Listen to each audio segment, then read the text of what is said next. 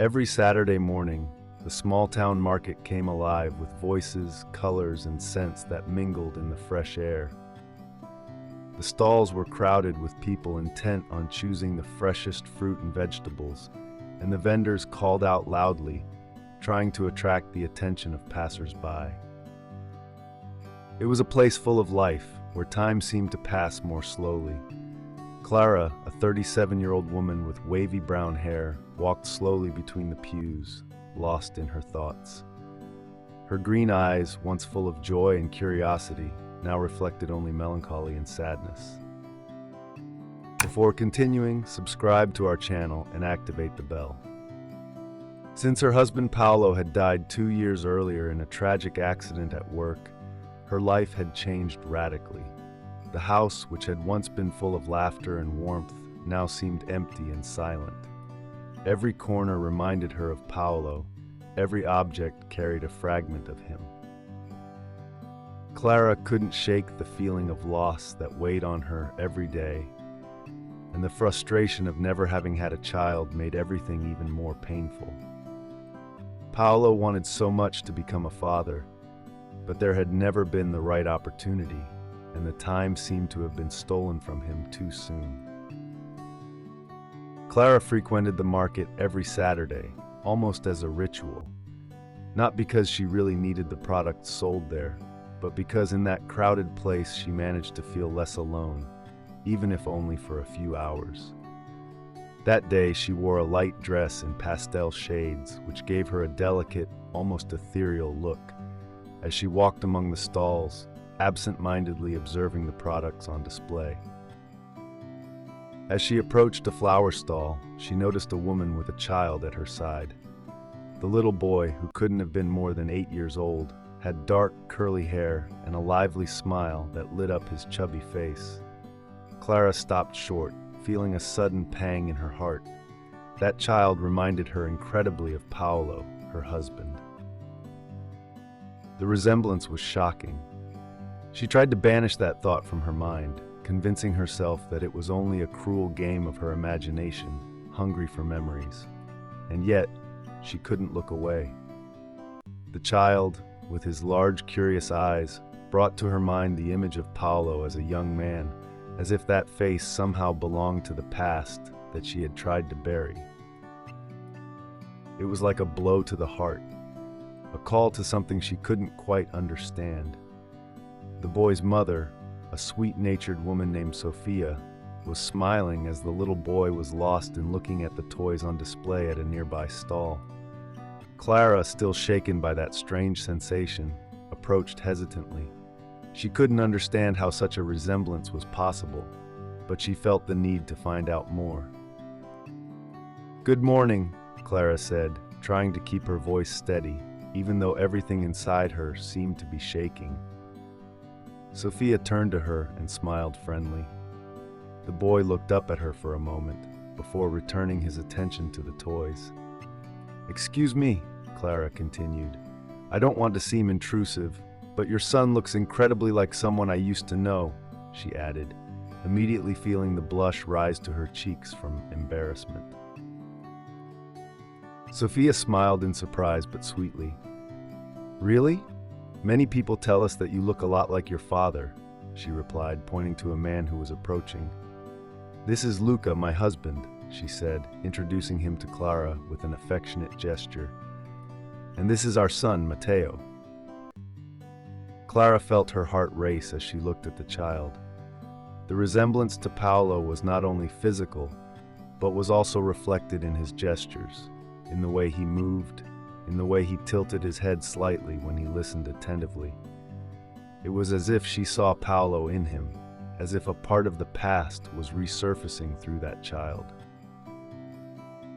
She tried to rationalize the feeling, telling herself that it must be just a coincidence, but she couldn't shake the idea that there was something more, something she couldn't explain. In the days that followed, the image of Matteo never left Clara's mind.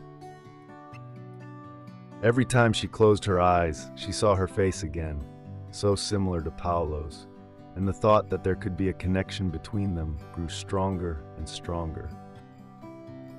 She tried to ignore that thought, to convince herself that it was only a figment of her imagination, but the resemblance tormented her, prevented her from finding peace.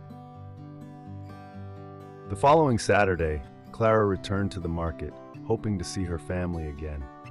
When she met them again, that strange feeling of familiarity returned. Matteo greeted her enthusiastically, running towards her with a radiant smile.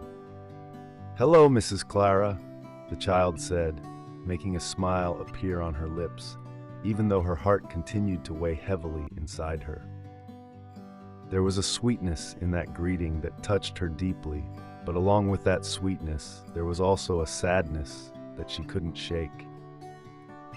Sofia and Luca welcomed her warmly, and while they chatted amiably, they told her how they had fought to have a child. After years of failed attempts, they had decided to resort to assisted fertilization. Clara listened attentively, but inside her there was a growing uneasiness that she couldn't ignore. The thought that Paolo could be somehow linked to Matteo was growing stronger and stronger, and she couldn't push it away. That thought became so insistent that Clara decided she couldn't remain silent any longer. A few days later, she felt the need to confide in her best friend, Elisa. "I met a boy," Clara told her, her voice shaking. "He's identical to Paolo, not just in appearance, but also in gestures. I don't know what to think, but the resemblance is incredible." Elisa listened in silence, trying to find the right words to reassure her. "Maybe it's just a coincidence," she said finally, "but I understand why you feel this way. You miss Paolo, and this child reminds you of him, but that doesn't mean there's a real connection." Clara nodded, but inside she couldn't convince herself. The resemblance was too strong to be just a coincidence. And then there was the issue of IVF, a detail that continued to torment her. A few days later, Clara spoke to her sister-in-law Marta, Paolo's sister. Marta listened in silence as Clara told her everything about the baby, the resemblance, and IVF. When she finished speaking, Marta looked troubled. "Paolo never told you anything, did he?" Marta asked in a low voice. Clara looked at her, confused. "What was he supposed to tell me?" Marta paused, then continued. "Paolo desperately wanted a child. When your attempts didn't work, he decided to donate his sperm. He thought it was a way to leave a part of himself in the world." Clara was speechless. She had never known anything about Paolo's decision. She felt a pang in her heart, as if she had been betrayed, but at the same time she understood how strong her husband's desire to become a father was. Marta hugged her, trying to console her. "He didn't mean to hurt you," she said softly.